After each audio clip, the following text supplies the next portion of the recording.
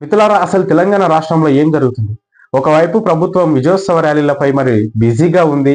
మరొక వైపు ఫుడ్ పాయిజన్లతోటి హాస్పిటల్లో జాయిన్ అవుతున్న పేద విద్యార్థులు. సో ఎందుకని ప్రభుత్వం ఎందుకు నిర్లక్ష్యం చేస్తుంది? పేదరికంలో పుట్టడం ఈ విద్యార్థుల తప్ప, లేకపోతే ప్రభుత్వం తప్ప? దాని గురించి తెలుసుకోవడానికి మనం ఈ వీడియో చేస్తున్నాం మిత్రులారా. నిజంగా కాంగ్రెస్ ప్రభుత్వం అధికారంలోకి వచ్చిన తర్వాత దాదాపు 42కు పైగా విద్యార్థులు మరణించారు. సూసైడ్లు చేసుకోని కానీ, ఫుడ్ పాయిజన్లు కానీ. ఎందుకని ఇంత దరిద్రమైన పాలన? అదే వాళ్ళ ఇంట్లో వాళ్ళ కూతురుకో, వాళ్ళ కుటుంబ సభ్యులకో అయితే వాళ్ళు ఊకునేటి వల్ల అధికారం వాళ్ళ చేతికి అప్పజెప్పింది వాళ్ళ వర్గాలను డెవలప్ చేసుకోవడానికి, వాళ్ళు పెద్దగా కావడానికి. అధికారం చేతికి వచ్చిన తర్వాత పేద విద్యార్థుల గురించి, ఈ పేద ప్రజల గురించి ఎందుకు పట్టించుకోవడం లేదు కాంగ్రెస్ ప్రభుత్వం? బరాబర్ మేము అడుగుతాం, ప్రశ్నిస్తాం. ఇక్కడ చనిపోయేది నీ పిల్లలో, నీ కొడుకో, నీ మేనమామ కొడుకో, నీ మేనబావ కొడుకులో కాదు కదా. ఇక్కడ చనిపోయేది మా బహుజన బిడ్డలు. రెక్కాడిన కానీ డొక్కాడిన కుటుంబ పరిస్థితుల నుంచి అంత పేదరికంలో ఉంటున్నటువంటి ఆ విద్యార్థులకు మరి చదివించుకోవడానికి కూడా వాళ్ళ తల్లిదండ్రులకు స్తోమత లేకున్నటువంటి పరిస్థితులు ఉండి అక్కడ వచ్చి చదువుకుంటారు వాళ్ళు. అట్లాంటి విద్యార్థులను చూసుకోవడానికి బాధ్యత కేవలం ప్రభుత్వాన్ని.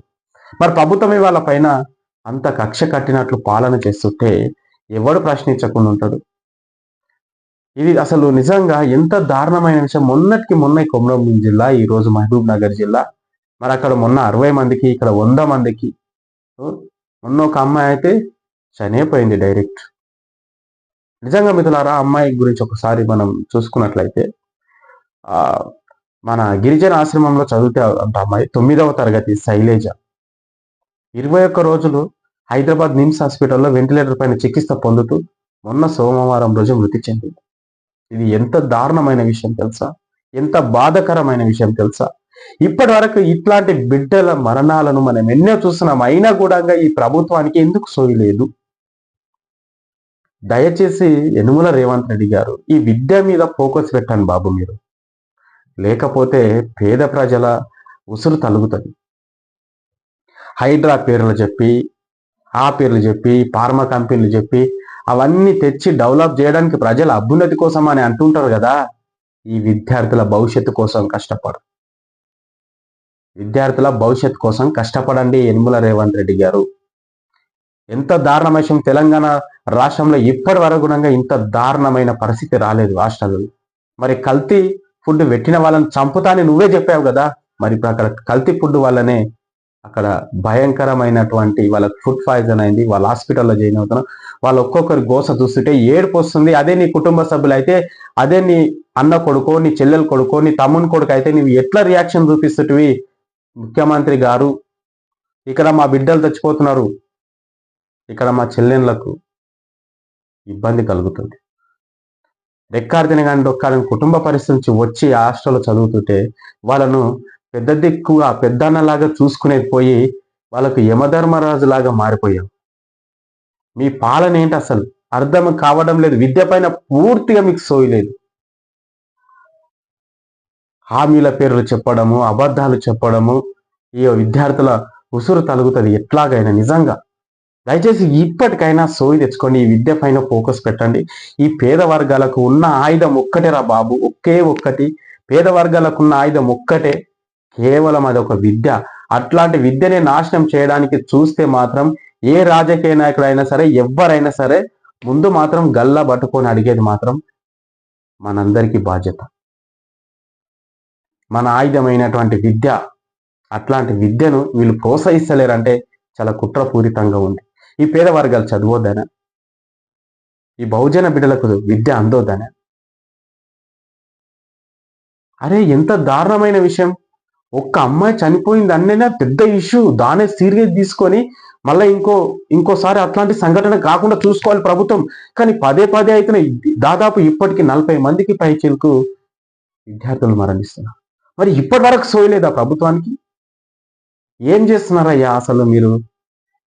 అడ్డమైన పంచాదులు పట్టుకొని హైడ్రా అని చెప్పి, ఫార్మా అని చెప్పి ప్రజలను నోట్లలో మట్టి కొట్టుకుంటా, కానీ లాస్ట్కి విద్యార్థుల నోట్లలో కూడా మట్టి కొట్టుకుంటా అసలు ఎట్లాంటి పాలన చేస్తున్నారు మీరు? కనీసం సోయుందా? వన్ సైడ్ రాజకీయం చేయొద్దండి.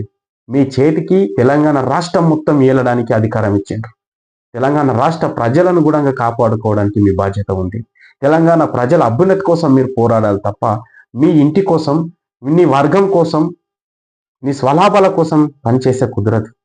ఇక్కడ నష్టపోయేది నా బహుజన బిడ్డలు, నా సబ్బండ వర్గ ప్రజలు మరణిస్తుంటే, ఫుడ్ పాయిజన్లు అవుతుంటే ఎంత బాధాకరమైన విషయం. ఆ గోస, ఆ బాధ మీకు తెలియదు, మాకు తెలుసు. ఆ బాధ మాకు తెలుసు. తల్లిదండ్రులను విడిచిపెట్టి తాను పోయి చదువుకోవాలంటేనే ఎంతో ఇబ్బందికరమైన విషయం. అట్లాంటిది అక్కడ నాణ్యమైన ఫుడ్డు లేక కల్తీ ఆహారం పెట్టి వాళ్ళని చంపేస్తుండ్రు ప్రభుత్వం. దయచేసి ఇప్పటికైనా మీకు చేతులెత్తి మొక్కుతున్నా, విద్య పైన పూర్తి ఫోకస్ పెట్టండి. ఈ చిన్న గల్లీ లీడర్లను తయారు చేసి, గల్లీ లీడర్లను తయారు చేసి రౌడిజం చేసుడు కాదు. గల్లీకొక విద్యావంతుని చేయి, గల్లీకొక డాక్టర్ని చేయి, గల్లీకొక పోలీసుని చేయి, గల్లీకొక టీచర్ని చేయి. ఈ సమాజం గర్వించేలా ఈ భారతదేశంలోని తెలంగాణ రాష్ట్రంలో ఉన్నటువంటి అభివృద్ధిని చూసి దేశమే ఒక ఇన్స్పిరేషన్ తీసుకునేటట్లు మీరు పోరాడండి.